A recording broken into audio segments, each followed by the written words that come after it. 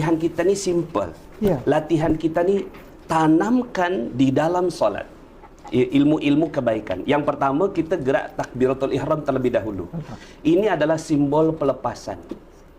Pelepasan ni, ada orang yang solatnya macam ni, Allahu Akbar. Itu bukan solat, tak lepas. Tu geram tu. Geram tu. Geram kat suami tadi tu. Geram buat suami, geram dengan orang yang apa saya tadi. Ya itu. So itu pun ada rasa kan. Baik. Kita apa ya?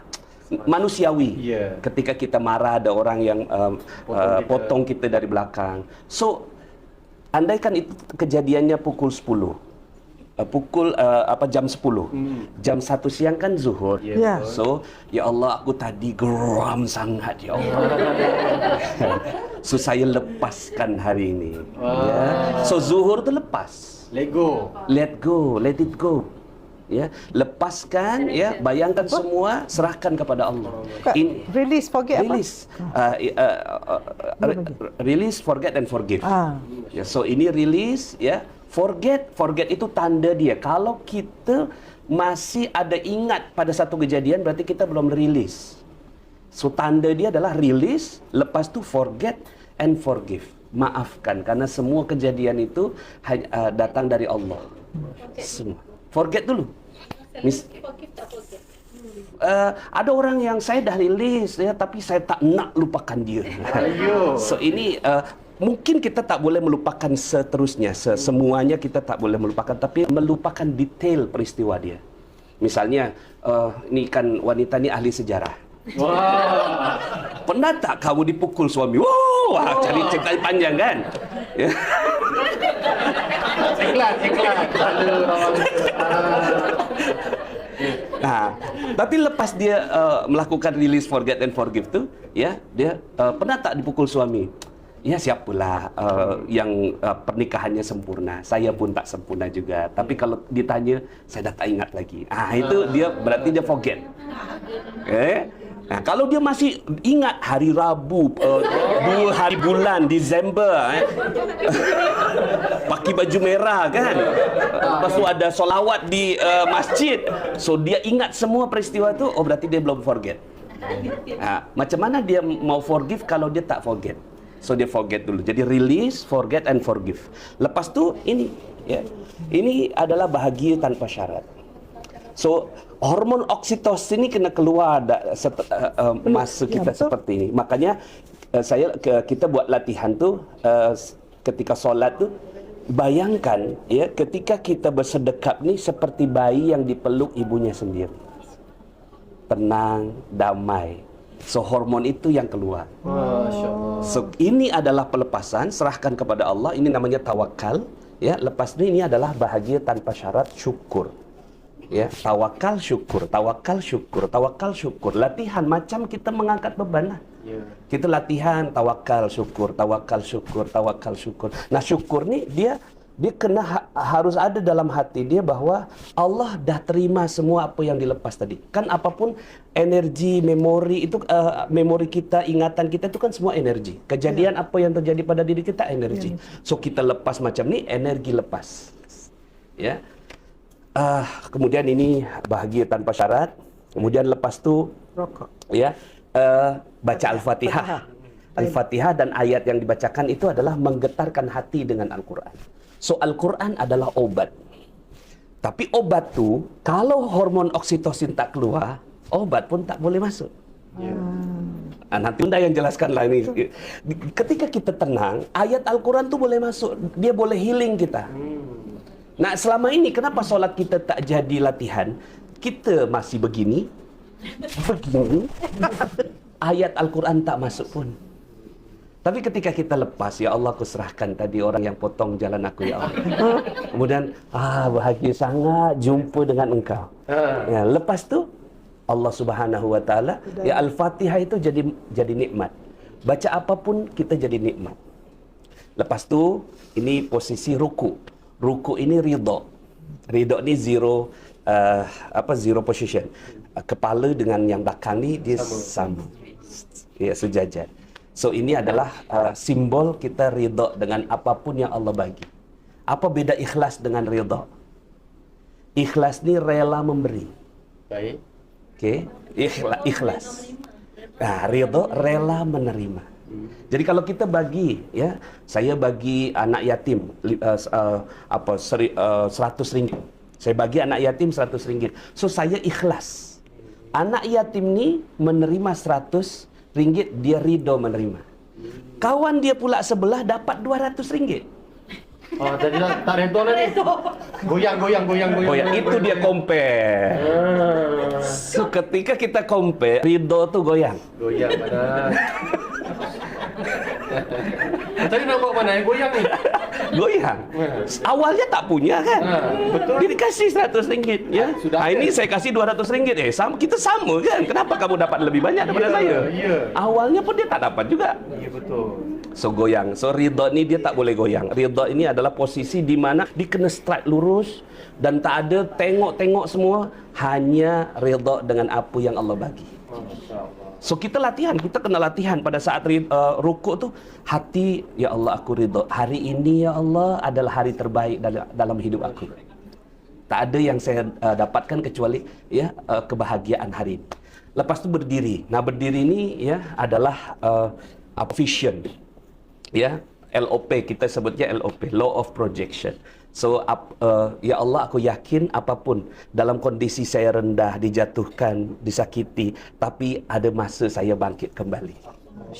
So ini dia pancarkan, ya, Rabbana walakal hamd. Makanya kita puji Allah karena Allah yang membangkitkan kita dari kondisi apapun. Kemudian kita jatuh lagi. Tapi jatuh di sini, jatuhnya adalah jatuh sejatuh-jatuhnya, merendahkan jiwa kita, kepala kita lebih rendah daripada belakang kita. Ya, pasal apa? Hanya Allah satu-satunya yang mulia. Maka di sini ada ilmu namanya garis kebenaran. Garis kebenaran. Garis kebenaran itu saya yang salah. So di sini lepas, Allah, aku tadi dipotong orang, aku lepaskan. Sekarang aku bahagia, ridha dengan aku tadi dipotong. Kemudian lepas tu rendahkan, aku yang salah, kenapa aku dipotong. Jauh termenung. Mana jawapan tu? Kalau pandai kalau kata saya tak jumpa jawapan, saya potong, memang itulah rezeki saya memang dipotong. Mungkin itulah kebaikannya. Kalau mungkin saya ke depan, mungkin saya berlanggar dengan kereta orang. Agaknya dia mencari toilet. Kan? Betul. Siapa pernah bila dalam kesegaran lalu lintas, dia memang ada panggilan alam. Kita dah tak kira, signal semua dah tak ada panas kan?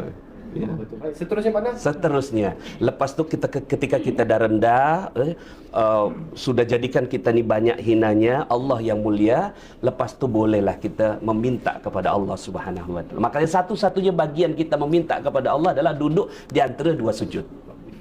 Rabbighfirli warhamni wajburni warfa'ni warzuqni wahdini wa'afini wa'afwan. Minta apa sahaja dikabul oleh Allah Subhanahu wa taala. Inilah hak kita. Yang lainnya semua pujian. Jadi bagian solat itu semuanya pujian kecuali duduk di antara dua sujud. Duduk di antara dua sujud adalah aku minta ya Allah. Kenapa? Karena dah melalui proses tawakal, syukur, ridha, rendah. Lepas tu dia minta sama Allah. Karena kalau kita tak rendah, kita tak mungkin. Kita jumpa dengan seorang investor. Dia nak bagi kita 1 bilion ringgit. Ya. So kita merendah biasanya. Betul, sebab dia ada. Dia ada depan, Pak, ini proposal saya. So ini kita merendah. Bagaimana lagi kepada Allah Subhanahu wa taala. So kita merendah kepada Allah, lepas tu insya-Allah proposal kita diterima. Itulah proposal kita. Rabbighfirli warhamni wajburni warfa'ni warzuqni wahdini wa'afini wa'afwan. Lepas tu tutup lagi dengan aku salah juga ya Allah. Lepas tu balik lagi, diulang cycle-nya sampai kita tahiyat. Tahiyat ini Bunda, satu sama terhubung. Tahiyat ini kita mi'raj sebetulnya posisi tu, ya. Ini panjang Bunda. Tak apa, teruskan. Teruskan Bunda. Memang Penting. Memang benda panjang pun. Ya. Jadi ketika kita tahiyat tu, ya, ketika kita tahiyat, kita rasakan saya tadi macam sangat dimuliakan sama Bunda. Masuk sini kan. Ya, saya merasa sangat masya-Allah. Tadi ada Ustaz Ali tadi ya. Ustaz, ini ada seminar itu ya. Jadi kita pun terkejut Bunda. Bunda buat kursi macam ni. Ya. Mereka saya tak bagi tahu. Oh. Mereka tak saya bagi tahu. kejutan. Jumpa Prof ya, tapi saya tak bagi tahu akan ada macam ni. So ketika tengok ini, Masya Allah, gitu ya Bunda siapkan. Allah menyiapkan lebih baik daripada apa yang disiapkan Bunda. So ketika kita at-tahiyatul mubarakatus salawatut tayyibatu lillah, itulah perjumpaan pertama kita dengan Allah. Maka kita kena latihannya tu rasakan kehadiran Allah. Ya, anta'budullah ka'annaka tarah. Ya, beribadah kepada Allah seakan-akan Allahnya ada. Ya, fa illam takun tarah fa innallaha yarak. Kalau kamu enggak melihat Allah, kamu tak melihat Allah, sadarilah Allah melihat kamu.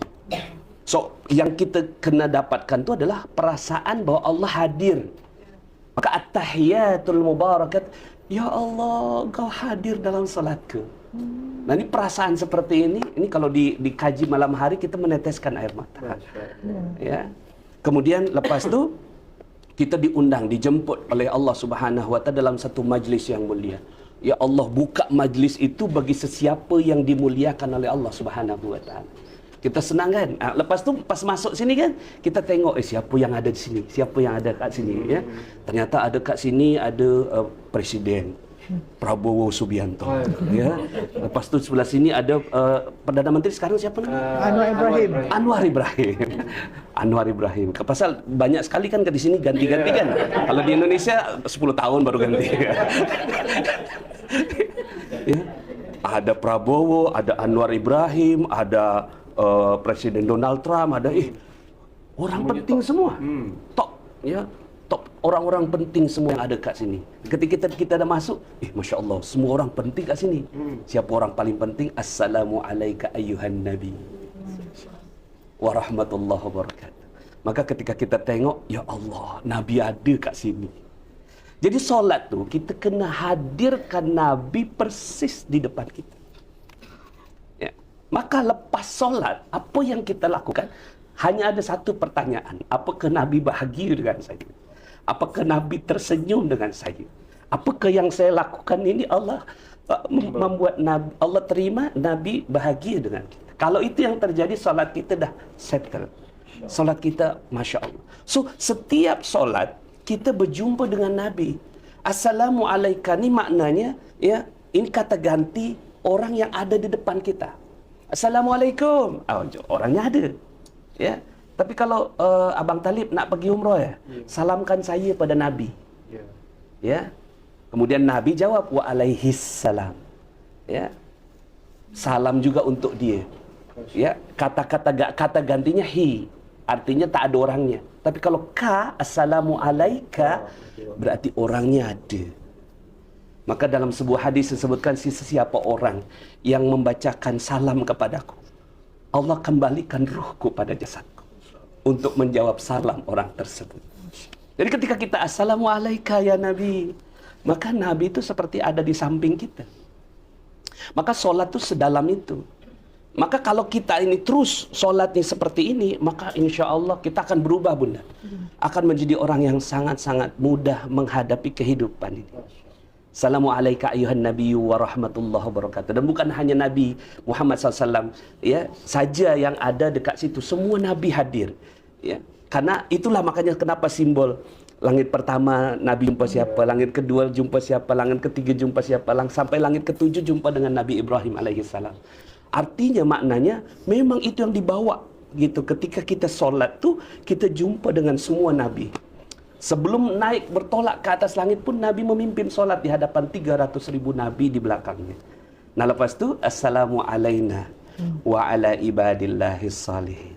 Ya, dan keselamatan untuk kami dan orang-orang yang soleh yang ada. Jadi orang-orang yang di situ ada Imam Syafi'i, ada Imam Bukhari, ada Imam Muslim, ada Imam Maliki, ada semua orang-orang soleh hadir kat situ.